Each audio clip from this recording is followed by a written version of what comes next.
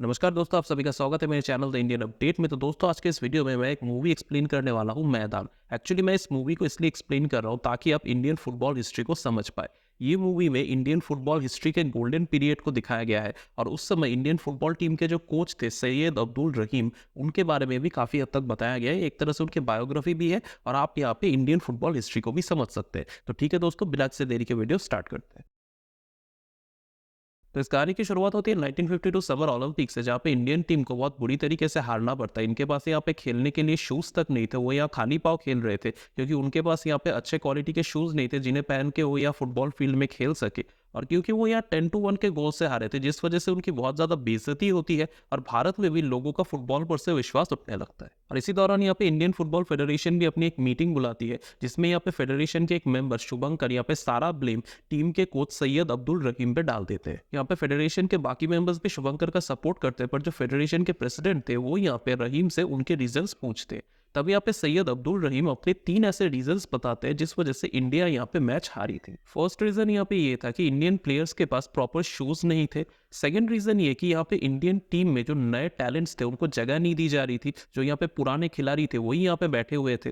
और इसके अलावा जो इंडियन टीम के प्लेयर्स थे उनको यहाँ पे डोमेस्टिक लेवल पे 70 मिनट तक खेलने की ही प्रैक्टिस थी, जबकि ना यहाँ पे इंटरनेशनल लेवल पे 90 मिनट्स तक का मैच खेला जाता है। और इन्हीं 3 रीजंस की वजह से इंडिया यहाँ पे मैच इतनी बुरी तरीके से हारी। रहीम यहाँ पे सबसे कहते हैं कि वो ब्लेम खुद लेने को तैयार है, पर उनकी शर्त यह है कि अब से लेके टीम के सारे डिसीजंस वो लेंगे, टीम वो बनाएंगे और वो चुनेंगे कि टीम क्या करेगी और कैसे करेगी। और क्योंकि यहाँ पे बाकी के बोर्ड मेंबर्स बंगाल के बाहर जितने भी प्लेयर्स थे उनको मौका नहीं देते थे, तो यहाँ पे रहीम की ये भी एक बहुत बड़ी प्रॉब्लम थी। वो यहाँ पे नेशन वाइड जितने भी टैलेंट्स थे उन सभी को इक्वल अपॉर्चुनिटी देना चाहते थे। इस बात के लिए फेडरेशन प्रेसिडेंट उन्हें एश्योर करते हैं कि वो कोशिश करेंगे कि बंगाल के बाहर भी जितने प्लेयर्स हैं उन सबको जगह दी जाए, और इसके लिए वो यहाँ बोर्ड मेंबर्स से बात करेंगे, उन्हें समझाने की कोशिश करेंगे। और इसके बाद यहाँ पे रहीम अपने घर लौट आते हैं, जहाँ पे हमें उनकी बीबी और बेटे को दिखाया जाता है। उनकी वाइफ उनके फुटबॉल टीम को बहुत सपोर्ट करती है और उनका बेटा भी उनसे बहुत ज्यादा इंस्पायर्ड है और वो खुद भी एक बड़ा फुटबॉलर बनना चाहता है। अब इसके बाद यहाँ पे क्योंकि रहीम को परमिशन मिल गई थी अपनी मनपसंद टीम बनाने की,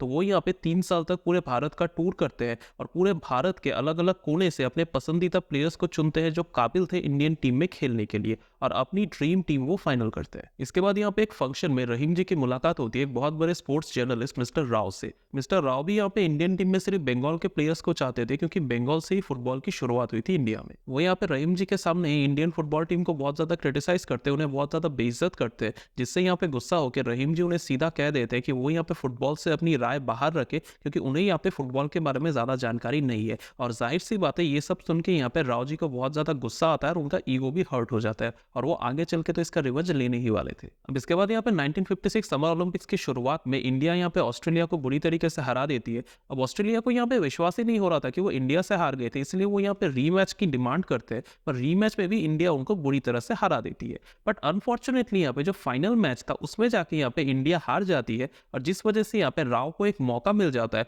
और वो इंडियन टीम को बहुत बुरी तरीके से क्रिटिसाइज करता है। राव का प्लान यहाँ पे ये था कि वो इंडियन फुटबॉल टीम में सिर्फ बंगाल प्लेयर्स को ही खेलने देना चाहता था, और इसके अलावा वो जो उनका सपोर्टर था शुभंकर, उसे उन्हें किसी भी तरह से इंडियन फुटबॉल फेडरेशन का प्रेसिडेंट बनाना था, और जो रहीम थे उनसे बदला लेने के लिए उन्हें उनकी कोच की पोजीशन से निकलवाना था। पर उनकी यहाँ पे किस्मत काफी खराब थी कि जो 1958 में यहाँ पे नेशनल चैंपियनशिप हुई थी इंडिया में, उसमें यहाँ पे फिर से रहीम की टीम जीत जाती है, जिस वजह से आगे चल के वही यहाँ पे इंडिया को ओलंपिक में रिप्रेजेंट करने वाले थे। अब यहाँ पे रहीम जी टैलेंट के इतने कदरदान थे कि वो यहाँ पे नेशनल चैंपियनशिप में अपने एक ओपोनेंट टीम के बहुत अच्छे प्लेयर को भी अपने टीम में जगह देते हैं ओलंपिक्स के लिए। अब यहाँ पे रहीम जी अपनी नई टीम की ट्रेनिंग स्टार्ट करवाते हैं, वो उनको यहाँ पे टीम वर्क सिखाते हैं, उनकी सारी प्रॉब्लम सॉल्व करते हैं। इनफैक्ट उनकी जो काफी सारी पर्सनल प्रॉब्लम्स थी उनको भी वो यहाँ पे सॉल्व करते हैं, क्योंकि पर्सनल प्रॉब्लम्स की वजह से यहाँ पे साइकोलॉजिकल इफेक्ट पड़ता है गेम के ऊपर।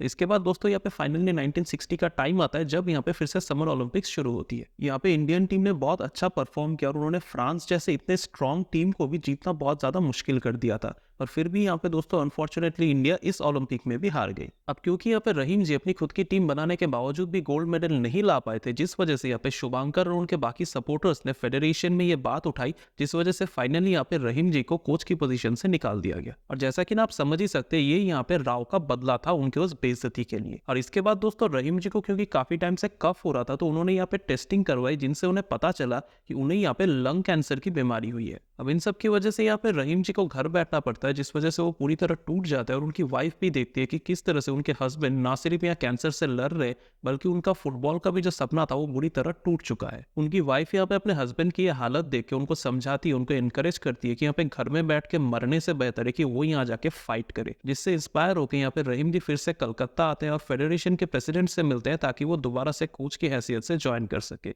पर जैसा कि ना आपको याद होगा कि इस समय प्रेसिडेंट उस रॉय का चमचा शुभंकर था, तो वो यहाँ पे रहीम जी से मिलता तक नहीं है, जिस कारण से यहाँ पे रहीम जी मजबूर होकर फेडरेशन के एक्स प्रेसिडेंट अंजन से जाके मिलते हैं। अंजन जी यहाँ पे उनकी सारी बात समझते हैं और उन्हें यहाँ पे फेडरेशन की एक मीटिंग में ले जाते हैं। इस मीटिंग में आके अंजन जी सबको आईना दिखाते हैं कि किस तरह से रहीम के चले जाने के बाद से इंडियन फुटबॉल टीम की हालत खराब हो चुकी है। इनफैक्ट इस फेडरेशन की मीटिंग में भी कितने टाइम से कोई फुटबॉल की बात तक नहीं करता, क्योंकि फुटबॉल को लेकर लोगों का इंटरेस्ट जा चुका है। अंजन जी के स्पीच के बाद सभी मेंबर्स एग्री हो गए, जिस वजह से यहाँ पे शुभंकर कुछ भी नहीं कर पाया और रहीम जी दोबारा से कोच बन गए। अब यहाँ पे रहीम जी तो दोबारा से इंडियन टीम की प्रैक्टिस शुरू करवा देते हैं, उनको बहुत ज्यादा मेहनत करवाते हैं। पर यहाँ पे जो उनका दुश्मन बैठा था रॉय, वो यहाँ पे फिर से अपनी चाल चलता है और फाइनेंस मिनिस्ट्री से यहाँ पे इंडिया में खर्चे कम करवाने के लिए जो फुटबॉल टीम को एशियन गेम्स में भेजना था उसी पे रोक लगा देता है। यहाँ पे रहीम जी खुद जाके फाइनेंस मिनिस्टर से बात करते हैं, उनको समझाते हैं कि किस तरह से फुटबॉलर्स का एशियन गेम्स में जाना कितना जरूरी है, जिससे इंडिया का मान पूरी दुनिया में बढ़ेगा। अगर रोकना ही है तो पॉलिटिशियन को रोक दीजिए,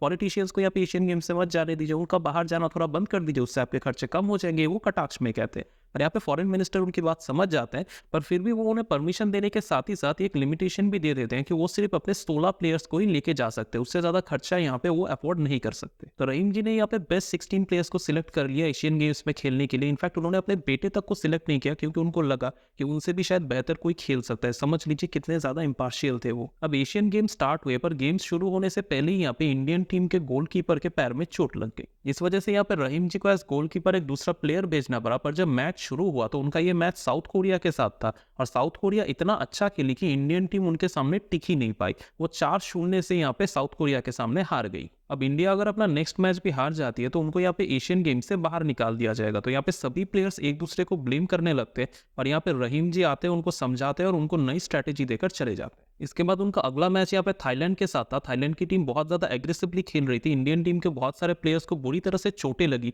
पर फिर भी रेफरी ने यहाँ पे कोई भी एक्शन नहीं लिया, जिसे देख के यहाँ पे रहीम जी ने अपनी टीम से भी कहा कि आप लोग भी एग्रेसिवली खेलिए। और जिसके बाद फाइनली यहाँ पे बहुत बुरी तरह से थाईलैंड को हरा दिया इंडिया की टीम ने। अब इस मैच के बाद यहाँ पे इंडियन फुटबॉल प्लेयर गुरुदत्त सोंधी का एक इंटरव्यू होता है, जिसमें वो यहाँ पे इंडोनेशिया, जो उस टाइम की होस्ट कंट्री थी एशियन गेम्स की, उनकी थोड़ी निंदा कर दी थी, ये कह के कि उन्होंने यहाँ पे इजराइल और ताइवान को पार्टिसिपेट नहीं करने दिया था, जो एक्चुअली नहीं करना चाहिए था। इस स्टेटमेंट के बाद यहाँ पे इंडोनेशिया के लोग इंडियन टीम से बहुत ज्यादा गुस्सा हो गए। उन्होंने स्टेटमेंट को बहुत ज्यादा सीरियसली ले लिया था। यहाँ पे रोड प्रोटेस्ट हुए बहुत सारे, इनफैक्ट स्टेडियम में भी यहाँ पे इंडोनेशिया के लोगों का गुस्सा दिख रहा था इंडियन टीम के प्रति। अब इसके बाद इंडिया का अगला मैच जापान के साथ था, जिसे इंडिया आसानी से जीत जाती है और वो यहाँ सेमीफाइनल्स में पहुंच जाते हैं। बट अनफॉर्चुनेटली यहाँ पे रहीम जी, जिन्हें ऑलरेडी लंग कैंसर था, उनकी हालत बहुत खराब होने लगती है। अब इसके बाद यहाँ पे इंडिया वियतनाम को भी सेमीफाइनल में हरा देती है और वो यहाँ फाइनल में पहुंच जाते हैं। पर यहाँ पे इंडोनेशिया की पब्लिक, जो ऑलरेडी टीम इंडिया पे बहुत ज्यादा गुस्सा थी, उनकी इस लगातार जीत को देखे वो और ज्यादा चिढ़ जाते हैं। वो यहाँ पे अपने प्रोटेस्ट और ज्यादा शुरू कर देते हैं। इनफैक्ट यहाँ पे फाइनल मैच के दिन यहाँ पे वो इंडिया टीम के बस पे भी अटैक कर देते हैं। पर यहाँ पे इंडोनेशियन फोर्सेस किसी तरह से आके इंडियन टीम को बचा लेते हैं और उनको यहाँ वो स्टेडियम में लेके आते हैं मैच के लिए।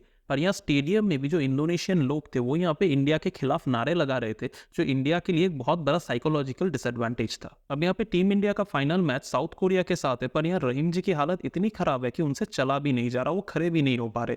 पर वो यहाँ पे अपनी टीम को अपनी प्रॉब्लम समझने नहीं देते और उनको यहाँ पे एक होकर लड़ने की स्पीच देते हैं। और इस स्पीच से इंस्पायर होकर यहाँ पे टीम इंडिया फाइनली मैदान में उतरती है साउथ कोरिया का मुकाबला करने के लिए। अब तक की इंडियन टीम की परफॉर्मेंस देख के राव भी बहुत ज्यादा इंप्रेस हो चुका था और उसने यहाँ पे रहीम जी की कंडीशन भी देखी हुई थी। अब यहाँ पे इंडियन टीम का बेस्ट गोलकीपर, जिसे मैच की स्टार्टिंग में ही चोट लग गई थी, वो भी यहाँ पे ठीक होकर वापस आ चुका था। पर यहाँ पे उसने कुछ गोल रोकने के बाद ही दोबारा से उसको उसी पैर में चोट लग जाती है। अब यहाँ पे ब्रेक टाइम में रहीम जी पूरी टीम को अपनी नई स्ट्रैटेजी समझाते हैं और उस वुंडेड गोलकीपर को रिप्लेस करवाते हैं। अब ये जो नया गोलकीपर आया था वो भी आज यहाँ पे अपना बेस्ट परफॉर्मेंस देता है, पर फिर भी यहाँ पे टीम इंडिया के लिए जीत का रास्ता बहुत मुश्किल बना रहता है। फील्ड के बाहर या रहीम जी कैंसर से और फील्ड के अंदर यहाँ पे टीम इंडिया साउथ कोरिया से जूझती रहती है और फाइनली यहाँ पे टीम इंडिया साउथ कोरिया को हरा के एशियन चैंपियन बन जाती है। यहाँ पे फाइनली रहीम जी का इंडिया के लिए गोल्ड मेडल लाने का सपना पूरा होता है, बट अनफॉर्चुनेटली इस मैच के 9 महीने बाद ही रहीम जी की कैंसर से मौत हो जाती है और उसके बाद से आज तक इंडिया कभी भी एक सिंगल गोल्ड मेडल नहीं जीत पाया है फुटबॉल में। तो आई होप दोस्तों आपको ये फिल्म की कहानी पसंद आई होगी। ये फिल्म बहुत अच्छी तरीके से Indian football history, specially Indian football के गोल्डन पीरियड को एक्सप्लेन करती है।